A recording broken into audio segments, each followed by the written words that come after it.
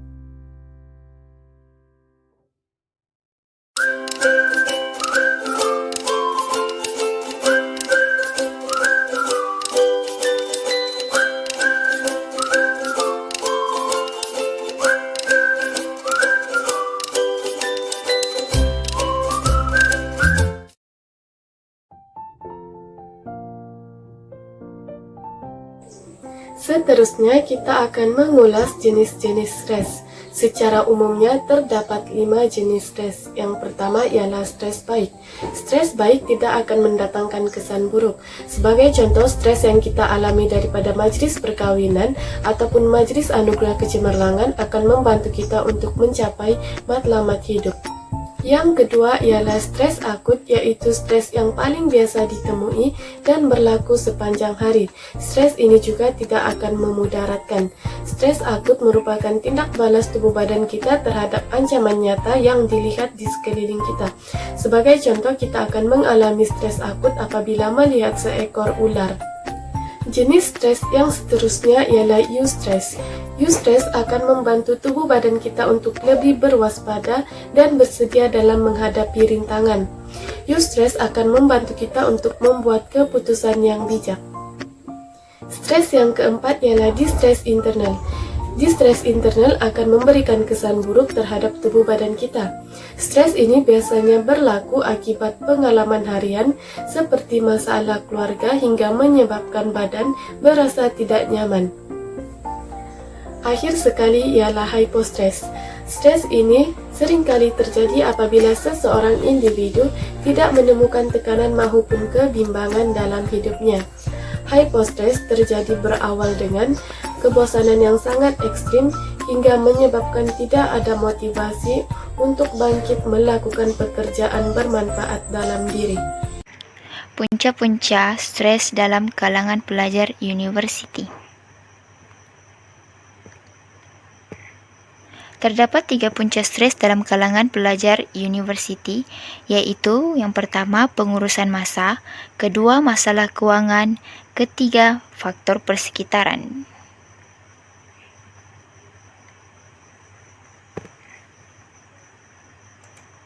Yang pertama, pengurusan masa. Pengurusan masa yang tidak teratur menyebabkan tekanan dalam kalangan pelajar dari segi fizikal dan mental. Sesetengah pelajar akan mengalami tekanan kerana banyak tugasan yang diberikan dan perlu disiapkan pada masa yang sama. Bagi pelajar yang bekerja secara sambilan pula lebih cenderung mengalami tekanan sekiranya tidak mengatur masa dengan baik. Tidak asing bagi pelajar akan membuat tugasan yang diberikan oleh pensyarah pada minit-minit terakhir juga akan menyebabkan pelajar tersebut mengalami tekanan kerana tidak mengurus masa mereka dengan baik. Yang kedua, masalah kewangan. Pelajar akan mengalami stres kerana terbeban dengan masalah kewangan yang perlu mereka biayai, termasuklah yuran pengajian dan kos sara hidup semasa berada dalam tempoh pengajian. Menurut Nurlaila, Nurain, Iman Atira dan Suhaila, mereka melakukan kajian terhadap 223 orang siswa IPT.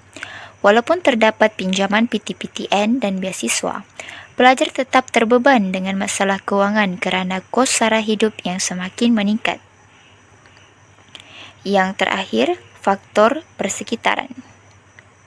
Persekitaran yang kondusif amat penting bagi seseorang pelajar untuk menelaah pelajaran dengan baik. Persekitaran yang bising terutamanya ketika waktu kuliah boleh menyebabkan pelajar mengalami stres kerana mereka tidak dapat fokus ketika waktu kuliah.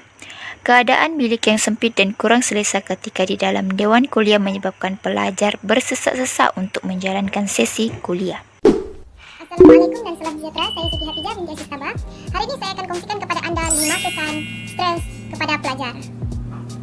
Stres boleh mengakibatkan kita sering lupa dan susah untuk fokus. Ini kerana apabila stres, kita akan susah fokus kepada perkara yang berlaku di sekeliling kita. Masalah ini bukan sahaja memberi impak negatif kepada kehidupan seharian, akan tetapi ianya juga memberikan kesan negatif kepada tugasan yang akan kita selesaikan. Apabila kita susah fokus terhadap suatu kerja itu, maka tugasan itu tidak akan dapat diselesaikan dengan baik.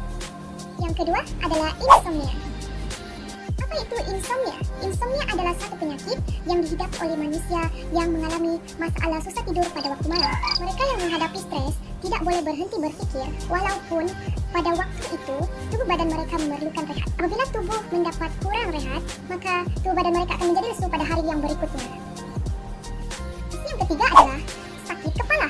Seseorang akan mengalami sakit kepala apabila berlaku pengecutan otot yang menyebabkan ketegangan fizikal dan juga tekanan emosi. Sakit kepala ini akan berlaku sekali ataupun berulang-ulang kali dalam minggu yang sama, bergantung kepada tahap stres yang dialami oleh seseorang itu. Kesan yang keempat adalah masalah jantung. Hormon berperanan untuk memastikan kesihatan seseorang adalah berada dalam keadaan yang baik. Hormon juga adalah bahan kimia yang dihasilkan oleh endokrin yang memiliki kesan tertentu kepada aktiviti organ lain dalam tubuh badan manusia. Tetapi ketidakseimbangan hormon ini boleh diatasi dengan mengambil makanan yang seimbang. Kesan yang kelima adalah sistem penghadaman terganggu. Tahukah anda bahawa stres yang kronik boleh mengganggu ketidakseimbangan sistem penghadaman manusia?